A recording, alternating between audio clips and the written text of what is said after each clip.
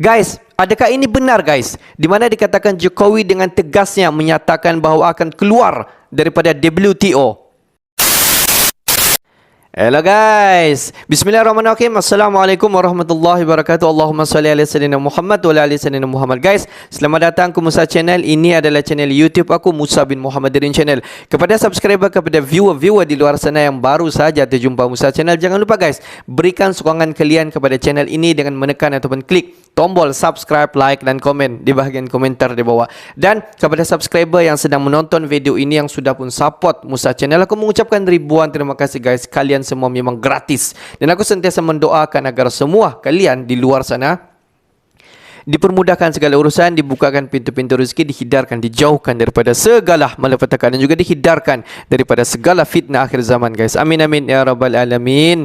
Guys, seperti biasa, hari ini kita akan buat sedikit lagi video reaction. Kalau kita zoom sedikit kepada tajuk yang kita akan react hari ini, di mana dikatakan dengan tegasnya Jokowi menyatakan akan keluar daripada WTO. Adakah ini benar guys?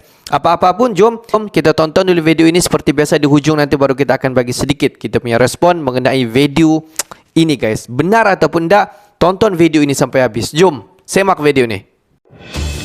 Respon berbagai ancaman dan intervensi Uni Eropa, Jokowi siap keluar dari WTO.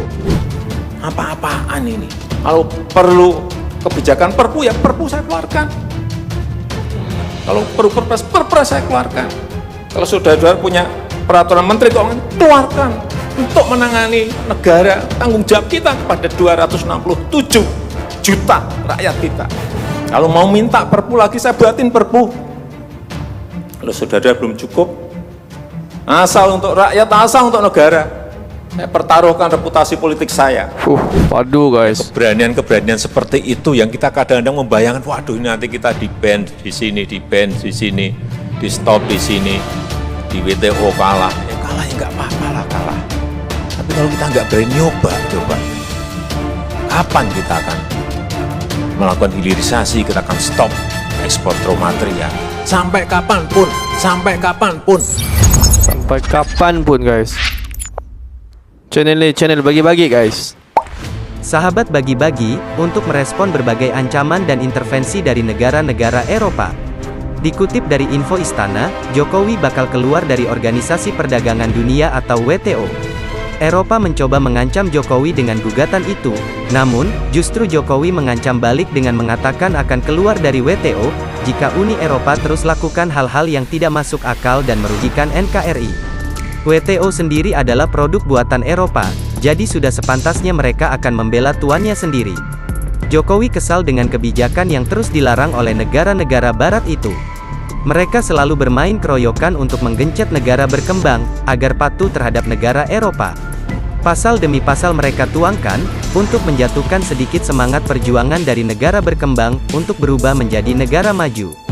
Namun tidak dengan Presiden Indonesia, Jokowi terus lakukan manuver ekonomi demi melancarkan hilirisasi di tanah air. Jokowi digertak dan justru mengancam akan keluar dari WTO. Kerugian-kerugian terus dialami oleh Eropa. Bahkan bukan hanya Eropa saja, negara-negara tetangga Indonesia terkena dampak dari kebijakan Jokowi ini. Kebijakan yang bisa dikatakan bagus dan mampu menunjukkan kekuatan Indonesia di kancah internasional. Sahabat bagi-bagi, perlu diketahui, Indonesia dipandang oleh negara-negara Uni Eropa adalah sebuah negara yang besar, dan memiliki ekonomi yang strategis. Sebagai negara dengan penduduk terbesar keempat di dunia, Indonesia perlu pemimpin yang berani, dan tahu caranya melawan penjajah di era yang milenial. Tentunya sosok yang pintar seperti Jokowi harus ada untuk melawan hegemoni Eropa di Indonesia. Indonesia terus melakukan perbaikan demi perbaikan sistem, agar bisa melejit menuju negara maju, dan bisa bersanding dengan negara Timur Tengah, yang kelihatannya tidak memiliki konflik, namun mereka maju dari bidang apapun. Hilirisasi menjadi kunci sukses, untuk menunjukkan keberanian Indonesia, dan pengaruh besar Indonesia ke tatanan global. Kebijakan ini baru Mimin dengar dari Presiden Jokowi, atau mungkin Mimin yang kurang update. Sahabat bagi-bagi, meski mendapat tentangan dari Uni Eropa dan juga gugatan di WTO, pemerintah tetap bersikeras melakukan hilirisasi industri, demi mendapatkan nilai tambah. Setelah nikel, pemerintah kembali melarang ekspor bauksit pada Juni tahun 2023 mendatang. Meski pelarangan ekspor bahan mentah nikel mendapatkan gugatan Uni Eropa di WTO, tidak menurunkan komitmen pemerintah untuk tetap menerapkan hilirisasi di dalam negeri. Melalui hilirisasi, pemerintah akan mendapatkan keuntungan, diantaranya menyerap tenaga kerja dan menarik investasi. Indonesia sudah menghentikan ekspor biji nikel ke Uni Eropa sejak tahun 2020 hingga sekarang. Kebijakan tersebut diambil dengan mempertimbangkan bahwa nilai ekspor akan lebih menguntungkan apabila biji nikel diubah dengan komoditas yang lebih bernilai. Di tengah ancaman resesi global, di mana ekonomi jumlah negara mengalami perlambatan, hilirisasi industri menjadi solusi bagi Indonesia. Jika beberapa komoditas tambang dilakukan hilirisasi, atau komoditas lain juga seperti itu, tidak menutup kemungkinan keinginan Indonesia untuk menjadi negara maju akan tercapai. Sahabat bagi-bagi, pekan kemarin, pemerintah kembali memutuskan untuk melarang ekspor bahan mentah bauksit pada Juni tahun 2023. Hal ini dilakukan demi mendapatkan nilai tambah ekonomi melalui program hilirisasi industri. Dan sebagai negara penghasil komoditas, rencana hilirisasi industri ini harus dan akan dikembangkan, demi mewujudkan mimpi Indonesia menjadi negara maju. Menteri Investasi atau Kepala Badan Koordinasi Penanaman Modal, atau BKPM, Bahlil Lahadalia pernah menyebutkan, beberapa negara yang ingin meningkatkan taraf negaranya menjadi negara maju, sudah melakukan hilirisasi. Di antaranya adalah Inggris, yang melarang ekspor mentah pada abad ke-16 untuk mendorong industri tekstil di dalam negeri. Lalu ada Amerika Serikat, yang menerapkan pajak impor yang sangat tinggi di abad ke-19 dan abad ke-20, untuk mendorong industri di dalam negeri. China juga menerapkan hal serupa, dengan mendorong TKDN sampai 90% untuk otomotif. Kebijakan ini juga diterapkan Inggris, untuk perusahaan otomotif di tahun 1960-an, dengan peraturan TKDN, sampai dengan 80%. Negara lain yang menerapkan hilirisasi industri adalah Finlandia. Hingga tahun 1987, Finlandia melakukan pembatasan kepemilikan asing untuk memberdayakan pelaku usaha lokal. Perusahaan yang dimiliki asing di atas 20%, dikategorikan sebagai perusahaan berbahaya.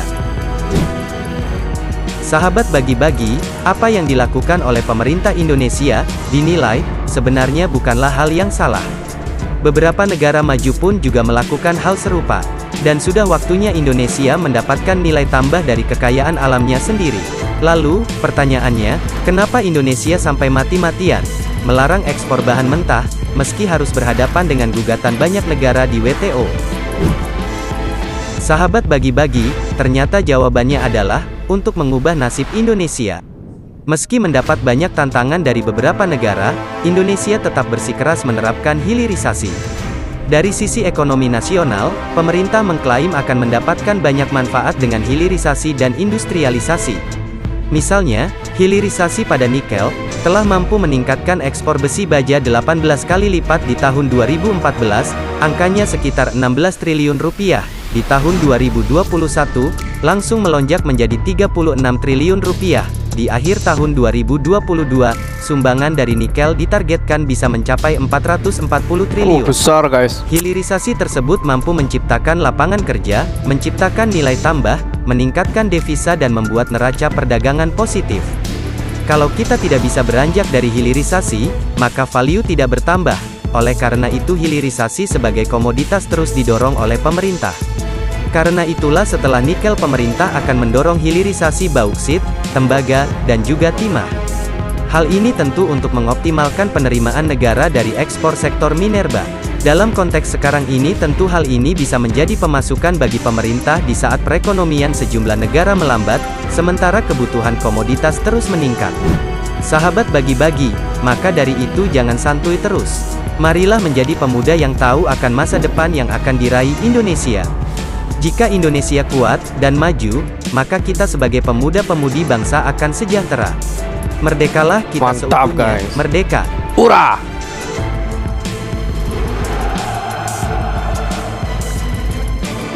Guys, kalau kita tengok Indonesia ini banyak sekali. Kalau kita tengok negara-negara di luar daripada Indonesia ataupun negara-negara raksasa, pada masa kini kita dapat nampak memang sangat-sangat memerlukan Indonesia. Dan kalau kita tengok Indonesia banyak menyertai kumpulan ataupun grup bersama dengan negara-negara raksasa. Kalau kita tengok seperti G20 dan juga WTO.